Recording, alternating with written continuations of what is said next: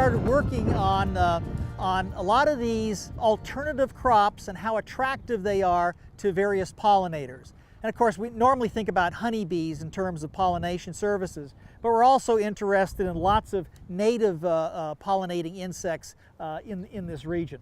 Whatever the case is, I'm going to emphasize camelina today. Pennycress is similar, and I'll mention the differences between camelina and pennycress in just a moment.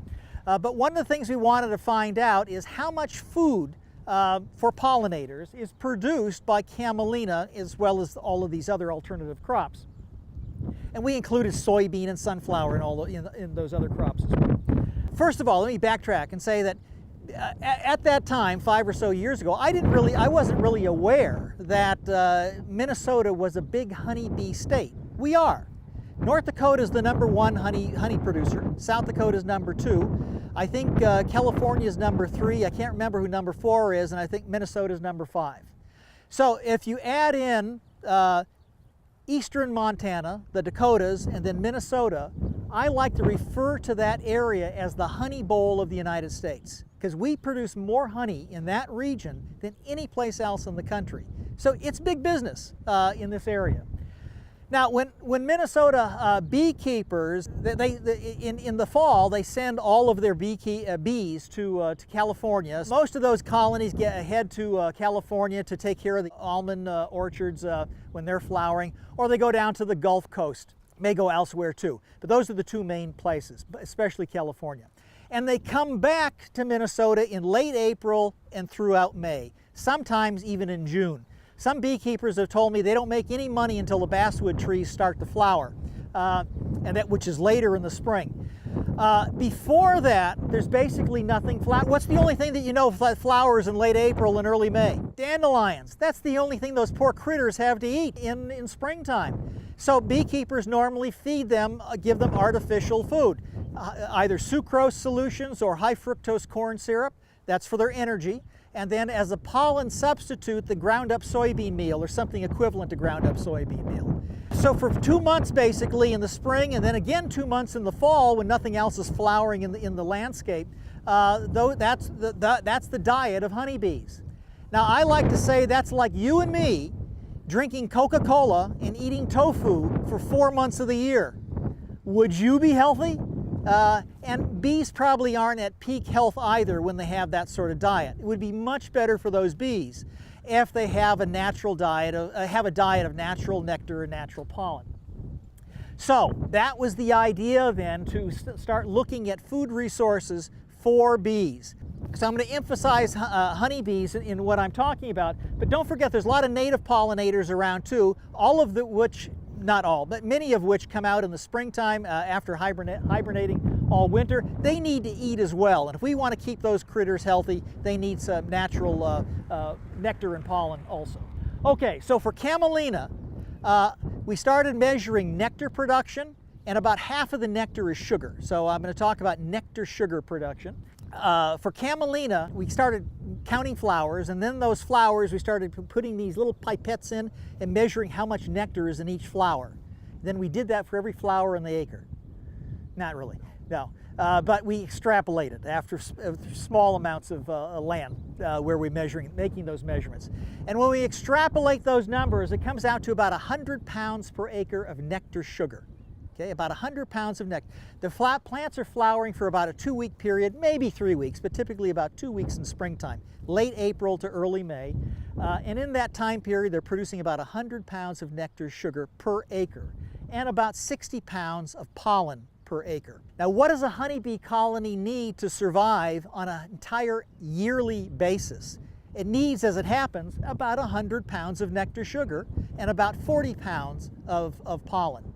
So a single acre during its 2-week flowering period, a single acre of camelina can support the annual activity of one honeybee colony. Okay? That's pretty good. If we had thousands and thousands of acres of camelina out here in the Minnesota landscape, we could support a lot more honeybee hives than we do today. We could be the #1 state in honey production rather than #5.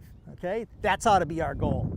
Now for pennycress, our other favorite winter cover crop, it doesn't produce as much nectar. It produces about the same amount of pollen, but doesn't produce as much nectar as Camelina. Fortunately, there's a wonderful plant breeding program at the University of Minnesota. We have some great plant breeders there in St. Paul, one of whom is really interested in pollinators. And his part of his mission is to create a pennycress plant that has bigger flowers. You guys know pennycress, right? Is that little weed, winter annual weed? They're developing it into a real crop plant. And this plant breeder now has some genetic lines of pennycress that have big white flowers and big extra large nectaries, so it's producing even more nectar than it normally does. Well, not just some, a lot more nectar than it normally does. And there's a graduate student now who's specifically working on that project. Now, again, I've been emphasizing honeybees, but there's all these other pollinators. I think I might have mentioned a moment ago, there's 400 species of native bees, and just in Minnesota alone, 400 species of native bees, which include the bumblebees. There's lots of native bumblebees in Minnesota, including the endangered rusty patch bumblebee. Part of the reason it's endangered is because it doesn't have a food source. So planting some of these crops, like pennycress and winter camelina, is a food source for this endangered Minnesota bumblebee. There's also lots of other pollinating insects. One of the most interesting ones I think of, if you're a farmer, is the syrphid fly. Syrphid flies kind of look like bees. In fact, their rear ends are kind of striped yellow and black, so they're easy to spot. They're not bees, they're flies. And you'll see, if you have an apple tree in your backyard, you'll see these syrphid flies pollinating the flowers in springtime. They come out in early spring. They feed on, they quite like pennycress and camelina. Here you see it on camelina flowers. And when after the females have drank the nectar, eaten the pollen and so forth, they'll oviposit, they'll lay eggs. And they lay eggs on adjacent plants. If we have soybean growing underneath the camelina, as Heather was just talking about, and those guys over there were talking about, the female syrphid fly will lay the eggs on the soybean leaves. When those eggs hatch, you take a hand lens or a magnifying glass and look at those eggs. Now they're larvae. They're not just cutesy little larvae.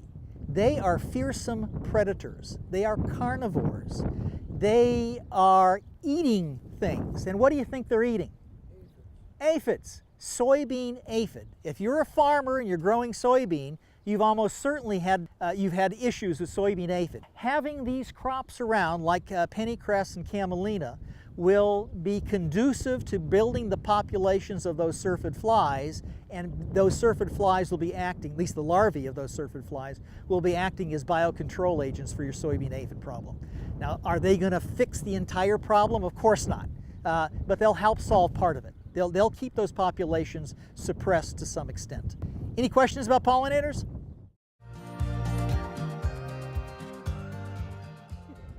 Our standard planting rate for us to maximize our pennycress and camelina yields is 6 pounds an acre. You can go down to 3 pounds an acre, but if you're looking at growing it as a cash crop, you're not going to get that economic benefit, but chances are you're still going to receive those environmental benefits. And what's really great in the system, if you're going to relay and want to harvest these oil seeds as a cover crop, you can plant your soybeans when they're flowering and not affect the yield.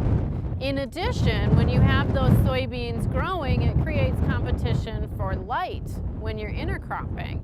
And so that causes your soybean to grow taller. So your first node is higher off the soil surface than if you were to plant without that competition. So in fact, you might actually be getting a slightly, greater harvest index, more yield, because you can get closer to that soil surface because your pods are higher up. So there's a lot of really cool benefits to a system like this.